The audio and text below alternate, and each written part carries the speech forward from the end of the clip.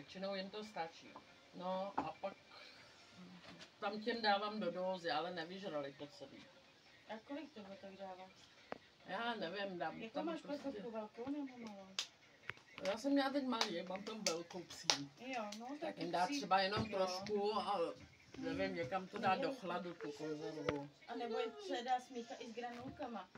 Trošičku No teď já to granule. dělám s granulkama, ale Granulky musím je maso. namočit. Jo, no jasný, No. no. jasný, protože jsou malinké, tak mi to třeba Protože oni to netom. Zítra přijedeme nakrmit kočičky? Nebo zítra taky? Už ráno, když tak? Já jim asi ráno ještě udělám, když tak a dám jim to tady.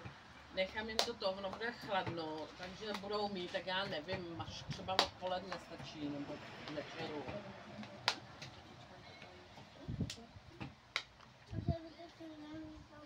Ona šla ke mně skoro zase.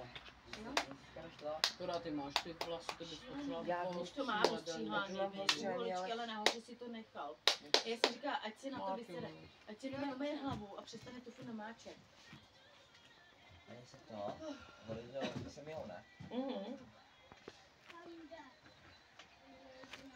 Tam to barevný, tam to hnědo bílý. A tady to, Já vím. co je pod jako babice, tak to tady ještě minulé nebylo. Teda Donesl ne, dneska den. Teďko ho dones. Jo, aha, já myslela, že tady je od Ne, Daníček ho donesl Aha, teďko. já jsem- Donesl přišli. tam. Daník šel dozadu a přinesl ho. Já jsem se vyčůrat, normálně. brštípe se ty videa. Tam to koukal. A brští mi potom ty fotky. Koukal tam na mě, říkám, jsem klepnul a tak takhle pojď a ono tam pomaličku mě něco neflipalo. Tam to šedý je nejmazlivější. Tu u tebe. Nevím, tam tu je v pozoru, to se ještě jako bojí. To se bude bát ještě.